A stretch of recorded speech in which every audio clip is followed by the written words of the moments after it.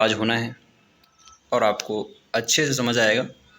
कुछ स्टोरीज हैं उनको देखेंगे और उन्हीं को लेकर के साथ चलेंगे और अब हम एक एक तथ्य, एक एक वर्ड समझेंगे, क्योंकि एनसीईआरटी में कहीं से भी आ सकता है, क्वेश्चन सीधा उठ जाता है, जिसको लेकर हम एनसीईआरटी पढ़ रहे हैं, जिस उम्मीद के साथ पढ़ रहे हैं कि एनसीईआरटी से कोई क्वेश्चन छूटना नहीं चाहिए।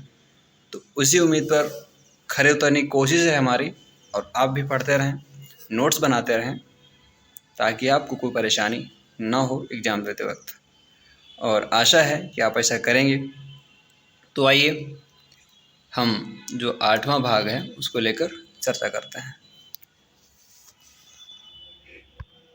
रेणुका बहुत उत्साहित थी। उसके चाचा श्रीकांत लगभग 4 महीने के बाद आज घर में थे।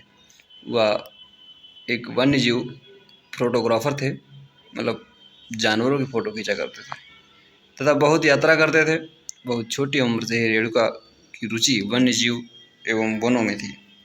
जब उसके चाचा ने प्रकृति संबंधी पुस्तकों से उसका परिचय कराया, दूरस्थ भूस्थल, वहाँ रहने वाले लोगों की तस्वीरें उसे हमेशा आकर्षित करती थी। रेणुका, इन तस्वीरों में तुम विश्व के विभिन्न भागों के लोगों को देख सकती हो। इनमें कुछ शुष्क रेगिस्तान हैं, कुछ बर्फीले प्रदेशों से, कुछ गर्म नम वर्षा वनों से हैं। कहते हैं वे मुझसे कितना अलग दिखते हैं। रेणुका ने कहा, वे देखने में भी भले ही अलग हों, लेकिन उनके भोजन, कपड़ा एवं मकान जैसी जीवन की मूल आवश्यकताएं हमारे समान ही हैं। मतलब इंसान देखने में कैसा भी हो, कुछ भी कर रहा हो, लेकिन उनकी जो रहन सहन है, खाने पीने का सामान सब मेरे जैसे समान ही है। श्रीकांत चाचा ने कहा, उनके बच्चे भी शायद तुम्हारी ही तरह खेलते हैं, कभी झगड़ते हैं, फिर समझौता कर लेते हैं, गाते हैं, नाचते हैं एवं घरेलू कार्यों में अपने परिवार की मदद करते हैं। वे प्रकृति के करीब रहते हैं एवं जीवन की शुरुआत में ही प्रकृति की देखभाल करना सीख जाते हैं। वे मछली पकड़ना एवं वनों से सामग्री एकत्र करना सीख जाते हैं। कह रहा है कि अमेजन बेसिन में जीवन, अब बात कर रहे हैं कि अमेजन बेसिन में कैसा जीवन है। अमेजन बेसिन में, अमेजन बेसिन के विषय में जानने से पहले हम मानचित्र देखेंगे, फिर चर्चा करेंगे। जो मानचित्र है, ये अमेजन बेसिन है। ये क्या है जो दिखा रही है अमेजन बेसिन है, ये वेनेजुएला, एक कुल मिला के दक्षिण अमेरिका का जो मैप बना हुआ है। यहाँ पे ये अर्जेंटीना है, उरुग्वे है, पराग्वे, चिली ये है, और ये ब्राज़ील है। हाँ, ये सब ब्राज़ील है, ब्राज़ील का क्षेत्र है। बोलिविया है, ये इक्वेडोर है, कोलंबिया है। ऐसे ही जो देश हैं, लगभग में 13 देश हैं। ये सब चर्चा हम करेंगे। तो देखते हैं, उष्णकटिबंधीय प्रदेश कर्क रेखा, उष्णकटिबंधीय प्रदेश कर्क रेखा और मकर रेखा के मध्य स्थित है। कहाँ स्थित है? कर्क रेखा और मकर रेखा के मध्य। कर्क रेखा क्या है? अब मैंने कल बात करी थी कर्क रेखा और मकर रेखा के बारे में चर्चा की थी। हालांकि ये पृथ्वी अगर है तो ये भूमध्य रेखा है, ये कर्क रेखा है, और ये मकर रेखा है। सॉरी, ये नहीं है, ये मकर रेखा है। ठीक है, ध्यान दिया होगा कि मकर रेखा क्या है। भूमध्य रेखा के 10 डिग्री उत्तर से, भूमध्य रेखा ये 10 डिग्री उत्तर से एवं 10 डिग्री दक्षिण के मध्य के भाग को भूमध्य रेखीय प्रदेश कहते हैं। किसे कहते हैं? कह रहे हैं कि ये एक माना पृथ्वी है, और ये अगर भूमध्य रेखा है तो कह रहे हैं 10 डिग्री उत्तर, मतलब 10 डिग्री उत्तर, 10 डिग्री दक्षिण, जो ये बता रहे हैं 10 डिग्री यानी नॉर्थ और 10 डिग्री साउथ बता रहे हैं। तो ये जो भाग है, क्या बोल रहे हैं? भूमध्य रेखीय प्रदेश कहते हैं। अमेजन नदी ने इसे प्रदेश से होकर बहती है। जो अमेजन नदी है इसी प्रदेश से होकर बहती है। ध्यान दें कि पश्चिम में पर्वतों से निकलकर पूर्व में अंध महासागर में कैसे पहुंचती हैं। जिन स्थान को नदी किसी अन्य जलराशि में मिलती है उसे नदी का मुहाना कहा जाता है। जहाँ से क्या होता है कि उस नदी का मुहाना कहते हैं। किस नदी का? जब कोई नदी किसी अन्य जल राशि में मिलती है। अमेजन नदी में बहुत सारी सहायक नदियाँ अमेजन नदी में बहुत सारी सहायक नदियाँ मिलकर अमेजन बेसिन का निर्माण करती हैं। क्या होता है कि अमेजन नदी में बहुत सारी नदियाँ मिलकर अमेजन बेसिन का निर्माण करती हैं। ये नदी बेसिन ब्राज़ील के भागों के, पेरू के कुछ भागों, बोलिविया, इक्वाडोर, कोलंबिया में भी चर्चा की थी, वेनेजुएला के छोटे-छोटे भागों में अप्रवाहित होती हैं। क्या आप इस बेसिन में स्थित उन देशों के नाम बता सकते हैं जिन्हें भूमध्य रेखा से गुजरती है? भूमध्य रेखा जिन देशों से होकर गुजरती है, ये सभी नाम कमेंट बॉक्स में ज़रूर बताएं। आप लोग ध्यान दें, बताएंगे तभी समझ आएगा। जब स्पेन के अन्वेषकों ने इस नदी की खोज की, किस नदी की? जो अमेजन है, तब सिर पर सुरक्षा कवच यानी हेडगियर एवं घास के स्कर्ट पहने हुए कुछ स्थानीय आदिवासी ने उन पर आक्रमण किया। इन आक्रमणकारियों ने उन्हें प्राचीन रोमन साम्राज्य के अमेजोन्स नामक महिला योद्धा के आक्रामक समूह की याद दिला दी। इस प्रकार यहाँ का नाम अमेजन पड़ा। आगे देखें, शब्दावली बात कर रहा है। ये जो कुछ चीज़ें दी होती हैं, शब्दावली, ये चीज़ें जो दी होती हैं, ये ध्यान देके पढ़ना होता है। सहायक नदियाँ, ये छोटी नदियाँ होती हैं। कौन सी नदियाँ? छोटी नदियाँ होती हैं, ये जो मुख्य नदी में मिलती हैं। मुख्य नदी अपने सहायक नदियों के साथ जिस क्षेत्र के पानी को बहा कर ले जाती है, वह उसका बेसिन अथवा जल संग्रहण क्षेत्र कहा जाता है। अमेजन बेसिन विश्व का सबसे बड़ा नदी बेसिन है। अब देखेंगे एक चीज़ कि जो नदियां हैं वो क्या हैं,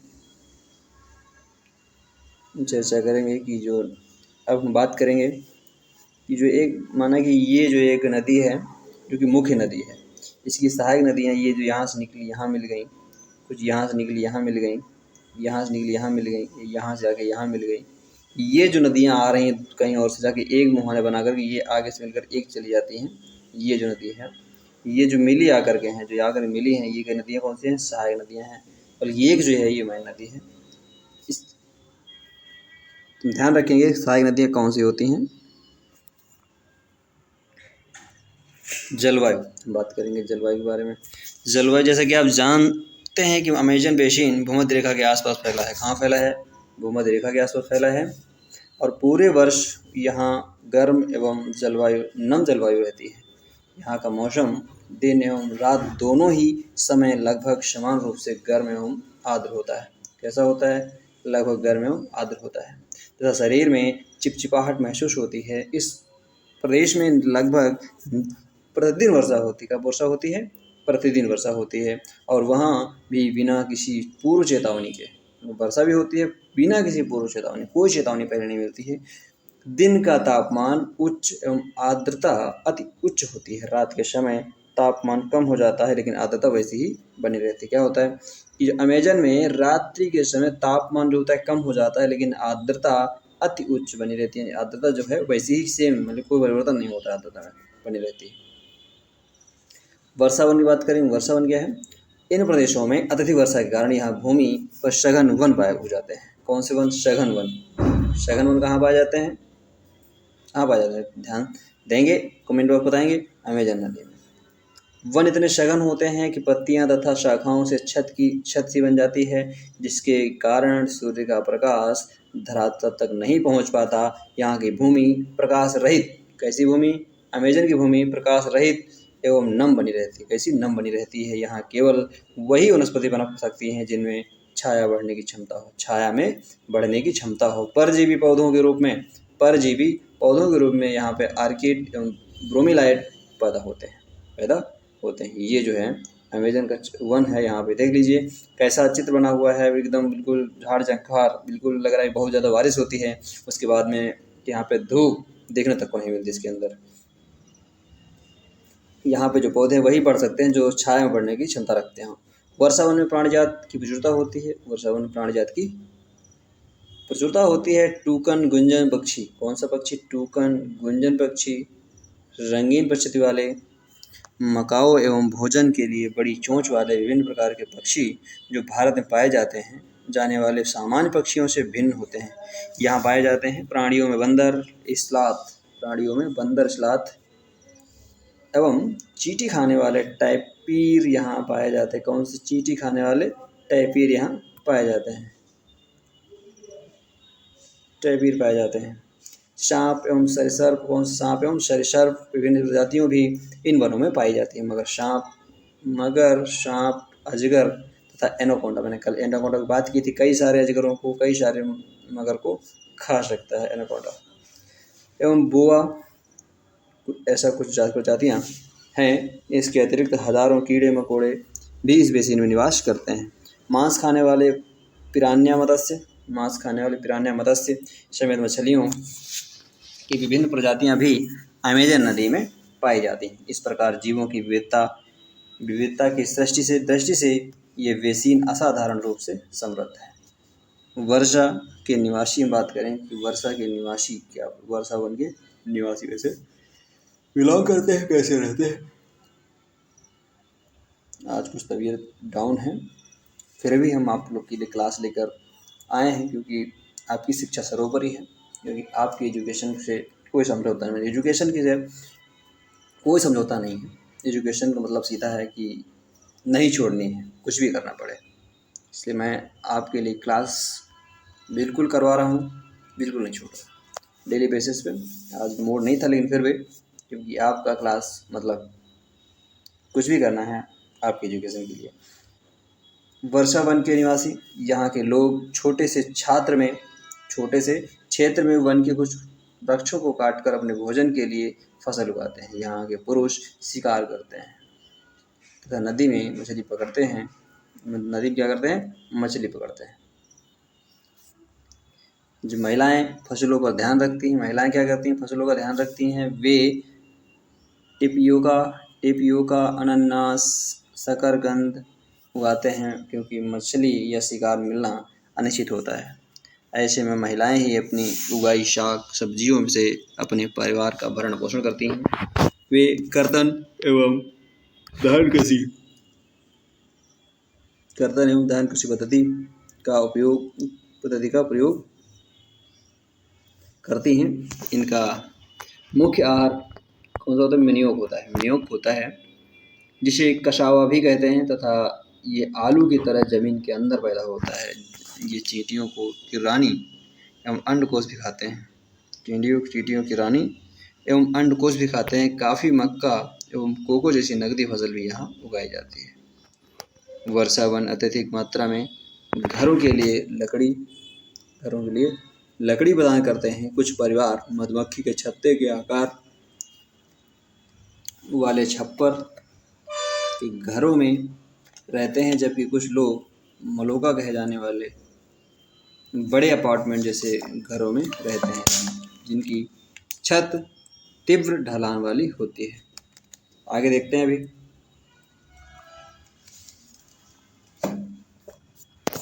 अमेजन बेसिन के लोगों का जीवन धीरे धीरे बदल रहा है। कैसे बदल रहा है? धीरे धीरे बदल रहा है। पुराने समय में वन के अंदर पहुंचने के लिए नदी मार्ग एकमात्र उपाय था। 1970 में ट्रांस अमेजन महामार्ग बनने से वर्षा वन के सभी भागों में पहुंचना संभव हो गया। अनेक स्थानों पर पहुंचने के लिए हवाई जहाज़ों तथा हेलीकॉप्टरों का उपयोग किया जाता है। इस प्रक्रिया के फलस्वरूप वहाँ की मूल आबादी को उस क्षेत्र से बाहर निकलकर नए क्षेत्र से बसना पड़ा, जहाँ वे अपने पौराणिक तरीके से खेती करते हैं। विकास की गतिविधियों के जैविक वाले वर्षा वन धीरे धीरे नष्ट हो रहे हैं। जैसे ऐसा अनुमान है कि प्रतिवर्ष अमेजन का वर्षा वन बड़ा लुप्त होता जा रहा है। वर्षा वनों के लुप्त होने से व्यापक प्रभाव होता है। कैसा प्रभाव होता है? बड़ा प्रभाव पड़ता है कि वर्षा के कारण मिट्टी की ऊपरी परत बह जाती है एवं सघन वन बंजर भूमि में बदल जाता है। अब हम चर्चा करेंगे कि गंगा ब्रह्मपुत्र बेसिन में जीवन। गंगा तथा ब्रह्मपुत्र की सहायक नदियां मिलकर भारतीय महाद्वीप की गंगा ब्रह्मपुत्र बेसिन का निर्माण करती हैं। किसका निर्माण करती हैं? निर्माण करती हैं। ये बेसिन उपोष्ण में 10 डिग्री उत्तर से 30 डिग्री उत्तर अक्षांश के मध्य स्थित है। घाघरा, सोन, चंबल, गंडक, ये क्या नदियां हैं? घाघरा, सोन, चंबल, गंडक, कोसी जैसी गंगा की सहायक नदियां हैं। एक ब्रह्मपुत्र की सहायक नदियां इससे अववाहित होती हैं। एटलस की सहायता से ब्रह्मपुत्र की कुछ नदियों के नाम ढूंढें। एटलस सहायता से गंगा एवं ब्रह्मपुत्र के मैदान, पर्वत एवं हिमालय के गिरिपथ तथा सुंदरवन डेल्टा इस बेसिन की मुख्य विशेषताएं हैं। मैदानी के क्षेत्र में अनेक चाप झील पाई जाती हैं। चाप झील, कौन सी झील? चाप झील। यहाँ की जलवायु मुख्यतः मानसूनी है। मानसून में मध्य जून से मध्य सितंबर के बीच वर्षा होती है। ग्रीष्म ऋतु में गर्मी एवं शीत ऋतु में ठंड होती है। ग्रीष्म ऋतु में गर्मी एवं शीत ऋतु में ठंड होती है। अब पीछे थोड़ा मानचित्र देख लेते हैं कि जो मानचित्र है यहाँ पे बात करेगा कि जो ब्रह्मपुत्र नदी है वो कहाँ से निकल रही, कहाँ से क्या कर रही है। तो जो ये गंगा है, ये नदी जो है, ये एक सेकंड, ये जो गंगा नदी है ये निकली हुई है। ये ब्रह्मपुत्र नदी है, यहाँ पे ये आई हुई है। ये नदियाँ हैं और इनको हम देख लेंगे कि जो ये सहायक नदियाँ हैं, ये सब सहायक नदियाँ हैं। ये सहायक नदियाँ हैं। तो ब्रह्मपुत्र की कई सारी सहायक नदियाँ हैं। इन सभी चीज़ों को हम देखेंगे। तो देखेंगे कि बेसिन क्षेत्र में विभिन्न प्रकार की स्थलाकृति है। जनसंख्या के वितरण में पर्यावरण की प्रमुख भूमिका होती है। तीव्र ढाल वाले पर्वतीय क्षेत्र बचने के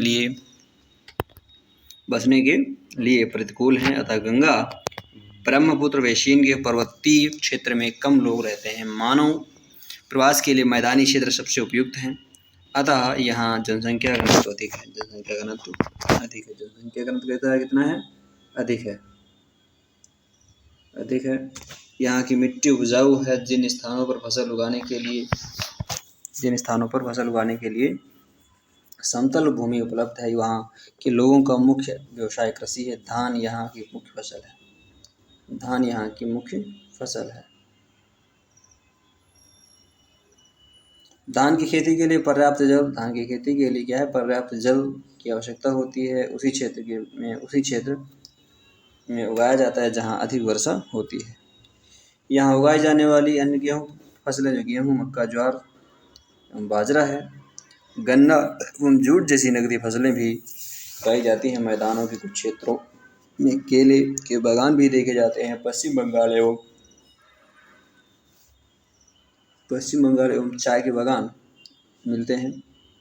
बिहार एवं असम के कुछ भागों में सिल्क के कीड़ों का संवर्धन कर सिल्क का उत्पादन किया जाता है। मंद ढलान वाले पर्वतों एवं पहाड़ियों पर वेदिकाएं भी उगाई जाती हैं। ये देख लेंगे शब्दावली है। जनसंख्या का घनत्व क्या होता है? 1 वर्ग किलोमीटर क्षेत्र में रहने वाले लोगों की संख्या। उदाहरणतः उत्तराखंड का जनसंख्या घनत्व 179 है, जबकि पश्चिम बंगाल का 1029, बिहार का 11। तो 1 किलोमीटर में क्या होता है? बोल रहा है कि लोगों की संख्या उदाहरणतः उत्तराखंड में इतना है, तो 1 किलोमीटर रेंज में 179 लोग रहते हैं, जबकि पश्चिम बंगाल में 1029 लोग रहते हैं। तो ऐसा इसमें ध्यान देना है ज़्यादा। विभिन्न पहलुओं भू संस्कृतियों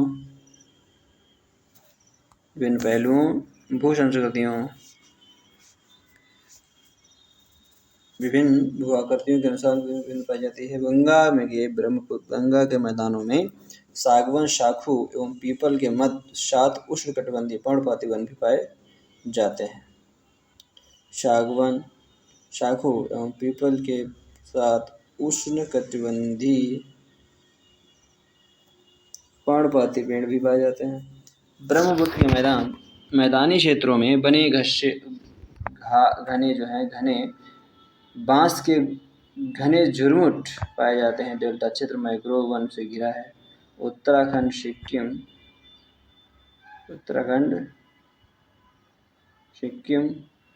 एवं अरुणाचल प्रदेश की ठंडी जलवायु है।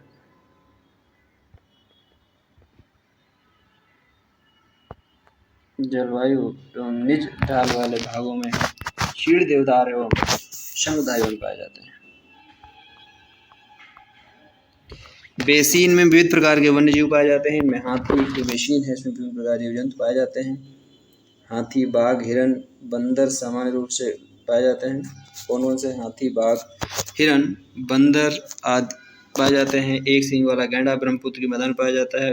डेल्टा क्षेत्र में बंगाल टाइगर एवं मगर पाए जाते हैं। इस नदी के साफ जल झील एवं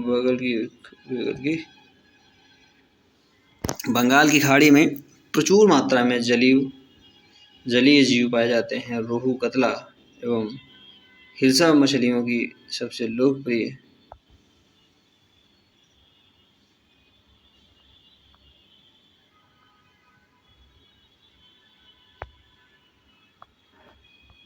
नदी के साफ जल झील बंगाल खाड़ी में प्रचुर मात्रा में जलीय जीव पाए जाते हैं। रोहू, कातला, हिल्सा मछलियों की सबसे लोकप्रिय प्रजातियां मछली एवं चावल के क्षेत्र में मुख्य आहार है। क्या आप जानते हैं वेदिकाओं का निर्माण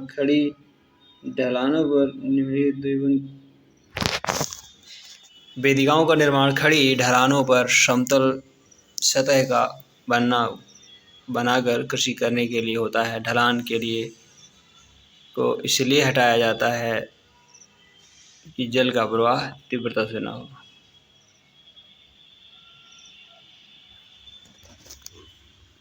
आगे बात करेंगे। क्या आप जानते हैं कि गंगा एवं ब्रह्मपुत्र नदी अलवण जल में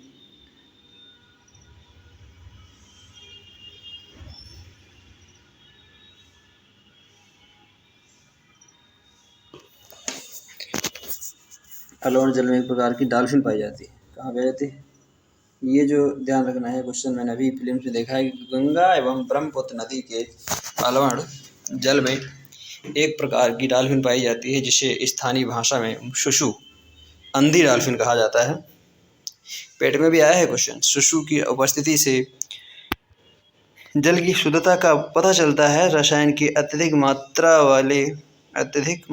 वाले गैर उपचारित औद्योगिक एवं शहरी गंदगी एवं प्रजातियों को नष्ट कर रहे हैं।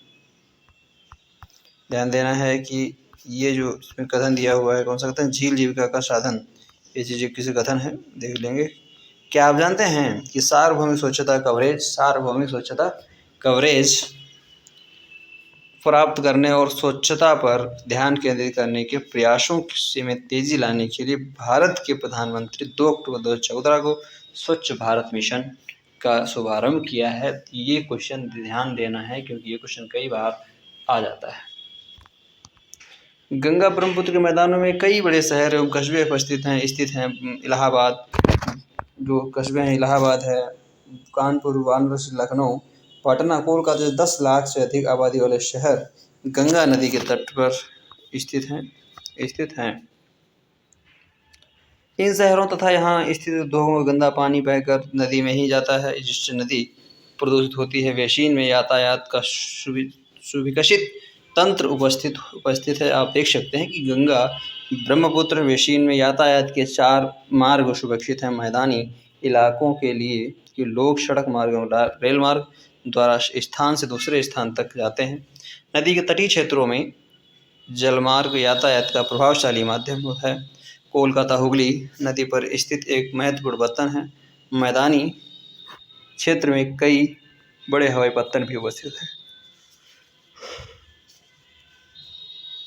पर्यटन इस बेसिन की एक महत्वपूर्ण क्रिया है।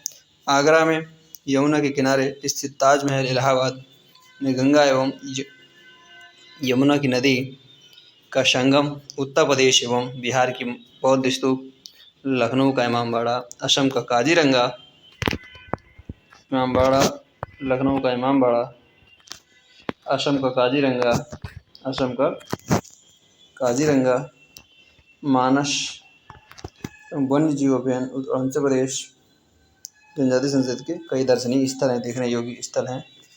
आगे है अभ्यास क्वेश्चन, आशा करता हूँ कि आप लोग कर रहे होंगे। अगर कोई नहीं कर पा रहा है तो पूछ सकते हैं, कमेंट बॉक्स में कर सकते हैं कि कोई समस्या आ रही है तो आप लोग कमेंट बॉक्स में ज़रूर बताएं। समस्याएं छिपाने से कुछ नहीं होता, क्योंकि समस्या छिपाने से और समस्याएं बढ़ती चली जाती हैं। अगर समाधान चाहिए तो समस्याओं को बताना होता है। तो कुछ करने के लिए मेहनत करनी होती है, तो मेहनत करने वालों की हार नहीं होती है, ये सच है। आप मेहनत करेंगे, आपको मेहनत का परिणाम मिलना तय है। आप क्वालिफाई करेंगे, जिस एग्ज़ाम में चाहेंगे उस एग्ज़ाम को क्वालिफाई करेंगे, बशर्ते उसके लिए मेहनत करनी होती है। तो हमारे साथ मेहनत करते रहें, बराबर क्वेश्चन जो करवा रहे हैं हम करते रहें। एनसीईआरटी कंप्लीट कराने की मेरी जिम्मेदारी है। मैं एक एनसीईआरटी कराऊंगा और उसके आगे स्टैंडर्ड बुक भी कराऊंगा। ऐसा नहीं कि स्टैंडर्ड ही लाऊंगा, स्टैंडर्ड किताबें भी आपके लिए लेकर आऊँगा। बस बने रहिए और शेयर करते रहिए, लाइक करते रहिए। अगर आप नए हैं तो सब्सक्राइब कर दीजिए, बेल आइकन ऑन रखिए ताकि नोटिफिकेशन आप तक पहुंचता रहे। धन्यवाद।